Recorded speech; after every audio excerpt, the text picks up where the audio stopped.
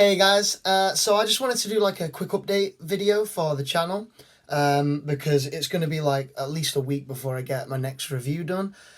So I figured I'd do a bit of an update on what I've just finished reading, what I'm going to be reading, some of the books I'm planning on doing, my audiobook plans, and even my thoughts on some TV shows and adaptations that are coming for fantasy. So I'm going to be talking about a lot of different things, so I'll put the timestamps in the description below. If you want to jump around or skip to anything, feel free.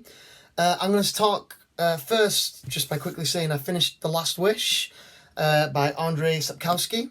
I did really enjoy it, but I think the structure of it being mostly short stories means that I didn't like love it as much as I was hoping to. But I'm going to be doing a video of this probably next. That'll be my next thing I'll work on. So I'll elaborate on that like a lot more. And I'm thinking today I would like to read at least a little bit of Joe Abercrombie's The Blade Itself.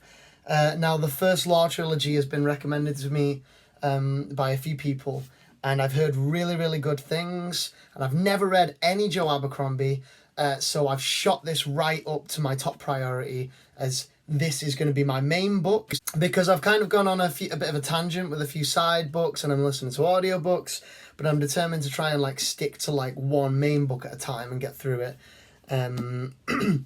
Which brings me to, I was listening to the audiobook for Dune, and I finished that. And I've mentioned that on my Instagram, and I am going to do a video about it, even though originally I wasn't sure.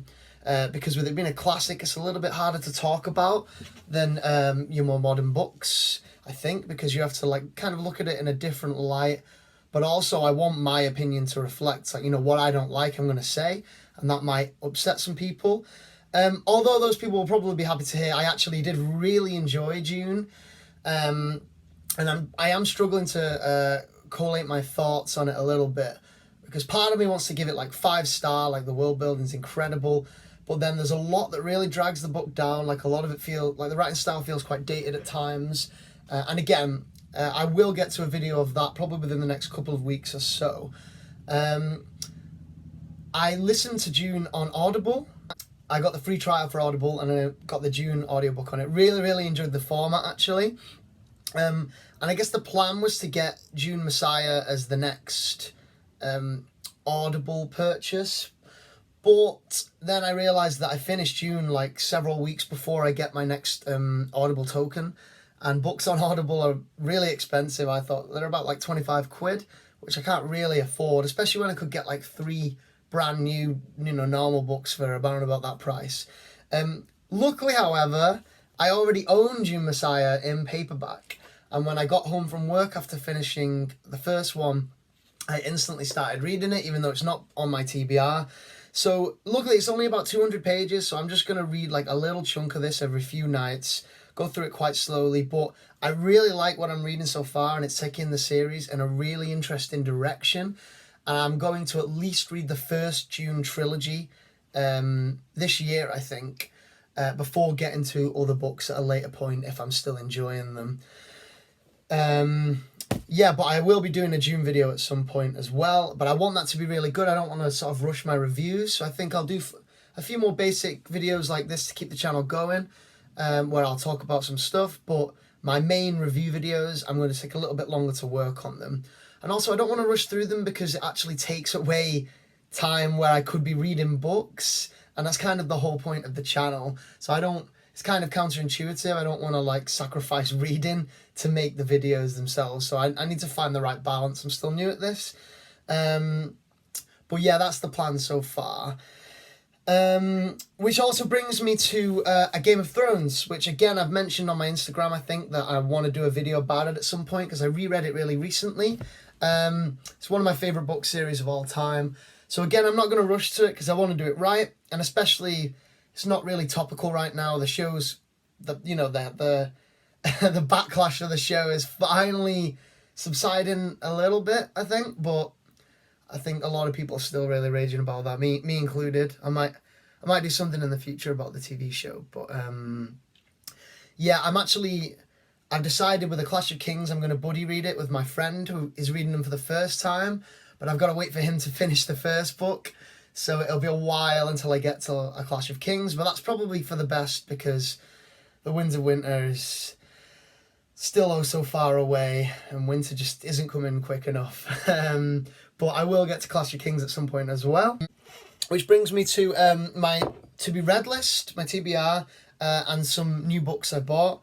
Well, first of all, this one's actually from Amazon, but it's been recommended to me by a friend, and I've kind of shot it up way up in my how important I was viewing it. It's Red Sister, the first in the, I think it's called the Blood of the Ancestor trilogy by Mark Lawrence. Yeah, I got a recommendation of a friend. I was like, all right, I'll order a copy. I read some good reviews. I thought I'll try and get to it this year. And then I watched a video by one of my favourite booktubers, Daniel Green, who gave it a really, really raving review. And now I'm just so excited to get to it that I'm going to try and push to get to this in the next couple of months or so.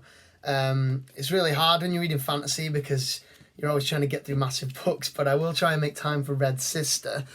But talking about another diversion from my TBR, when I was in Manchester, I bought this from Oxfam to read on the train home, and the first few pages, well, I read about half the first chapter, but it really, really hooked me. Like I said, I'm trying to stick to one main book series at a time, so I'm going to leave this as a bit of a side sort of book that I'm going to pick up when I'm not feeling my other ones, or maybe I'll save it as a travel book or something. But this is a book, a historical fiction about Julius Caesar in Rome. And like I said, the writing style had me gripped instantly. So I'm definitely going to be reading this, but probably very, very slowly. Don't know if I'll do like a full review or video of it or anything, because there's only so many I can do. I don't think I can review every book I'm going to read, especially with the audiobooks as well. But yeah, I'm enjoying that. I made a longer post on Instagram about my full to-be-read list, so if you're interested in this, check that out. But I've picked out 3 books that I've prioritised that I haven't mentioned already. First one is, of course, Red Seas Under Red Skies. My Lies of Loch Lamora video is already up, so if you want to see that, I'll put the link in the description, and I think I can link it in the video above. But I loved it. I gave it 4-star, mostly because I had a few issues with the ending, but I'm really excited to read the second one, and it's a bigger book, which I'm very happy about, because one of my issues with the first was the pacing towards the end, and now all the characters are established. I just can't wait to dive into this world and find out more about it. Another is Hunger Games Catching Fire. I had never seen the Hunger Games films, never read the books until last year when I read the first one, and I absolutely loved it. I've heard really mixed things about the sequels, which is why I've put off reading them, but I want to get to Catching Fire this year. I also did watch the first Hunger Games film, which I liked, but I didn't love, so I'll probably carry on watching the films as I progress through the books. And yeah, one more I want to mention is Stephen King, The Gunslinger. I used to be I consider myself a big Stephen King fan, but I've actually only read about 4 of his books. I've read It, Misery, The Shining, Carrie. But I've been meaning to get back to his stuff for a while. This is a really short one, so I think I should be able to slip it in maybe even in October. Although, granted, I will also be reading the second Witcher book in October. What's it called? Sword of Destiny. Sword of Destiny, that's what it's called. I think October is going to be a month for me when I'm going to try and get through multiple shorter books, because my list's getting quite long, and it'd be nice to sort of get ahead on it. Because also at the end of October, the sequel to Skyward is coming out, Starsight. I contemplated rereading Skyward, but honestly I remember it really, really well. So I'm going to wait till the sequel, Starsight, and after that I'm going to treat myself to a little Mistborn reread at Christmas as well, before getting into the Stormlight archive books next year as I prepare for Brandon's 4th book. I don't know if any of you follow his website, but he hit 55% on his first draft of Stormlight Archive Book 4. I am fairly confident it will be out at the end of next year, as is Brandon, according to his blog posts. I could not be more excited for that. The Stormlight Archive books are maybe some of my favourite books ever. They're definitely up there, if not my actual favourites. I think the series has got so much promise, and it's going to be Sveth. I probably pronounced that wrong. It's going to be Seth's book with his flashbacks, so I cannot wait for that. If any of you are wondering why I haven't done any Brandon Sanderson videos yet, I will absolutely be getting to them because he's my favourite author. But I want to wait till the channel's a little bit more established and I know what I'm doing a bit better. I've got a few more subscribers. And then I'm going to talk about some of my favourite books of all time. And I can't wait to get to the Stormlight books in particular because I've got so much to say about them. Those could be some really long videos, so I might even do a spoiler-free one and a spoiler one, or something along those lines. Now I want to talk a little bit about TV. I'm going to keep this short because this is primarily a book channel and I want to talk about books. However, last night I started watching Carnival Row, the Amazon series. I watched the first 2 episodes and I am absolutely hooked. I think the only reason I'm not going to be reading like a ton of Joe Abercrombie tonight is because I definitely want to set aside some time to watch Carnival Row. And I've got work at 5 o'clock in the morning tomorrow, so I've got to go to bed early. So I'm going to be juggling my time about... That's an adaptation of a comic, I think. It's kind of like a steampunk-esque, set in like Victorian sort of style fantasy world, where a race of men called the Berg kind of have driven the Fae, magical creatures, like the sort of like fairies, and there's different races. They've kind of driven them out of their homeland, and a lot of them are coming to Berg cities as refugees, and there's a lot of racism and discrimination, and the show covers a lot of that, as well as some absolutely brutal action scenes. Of course, there is the Witcher TV series adaptation that's coming to Netflix in October. That's one of the reasons I'm jumping into the books. I have been replaying The Witcher 3 a little bit lately as well, which is also one of the reasons, but mainly I want to get ahead of the show because I don't want this story spoilt for me by the show, even though some parts are already spoilt by the games a bit, but I just enjoy taking stories in through reading more than television, at least with fantasy, I think, at least with fantasy. So yeah, I want to get ahead of that, so I want to read at least the first 2 books before the series comes out. Yeah, other ones that are coming along. So I talked about Carnival Row. Amazon, I think, are really making a push to like become the new big streaming thing, and I think they've got the properties there because the big one that everyone's talking about is The Lord of the Rings. I loved The Hobbit as a kid. It was like my favourite book. I always struggled reading the Lord of the Rings books, but I did get through them when I was about 19. I had mixed feelings about them. I really struggled to get through them, but I have so much respect for the story that I did enjoy them still because I love the films. Some of my favourite films of all time. I love Lord of the Rings. It's a lot of what got me into fantasy in the first place. And this Amazon series has given... it's not only has it spent a ton of money acquiring the property, but it has the highest budget for a TV series ever made by a significant margin. Now, I'm not going to go into direct figures because I don't know them, but it's crazy money. It's something along the lines of, like, I think it's about $500 million per episode, which is just insane. Like, absolutely insane. But I'm really happy because it means that they're really serious about making this into the brilliant show that it deserves to be.